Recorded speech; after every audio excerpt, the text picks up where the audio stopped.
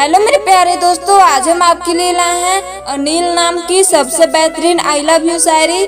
अगर शायरी का एक लाइन भी पसंद आए दोस्तों तो वीडियो को लाइक और चैनल को सब्सक्राइब जरूर कीजिएगा। तो चलिए दोस्तों, हम शायरी को स्टार्ट करते हैं। तू चांद में सितारा होता, तू चांद में सितारा होता, आसमान में एक आसिया हमारा होता।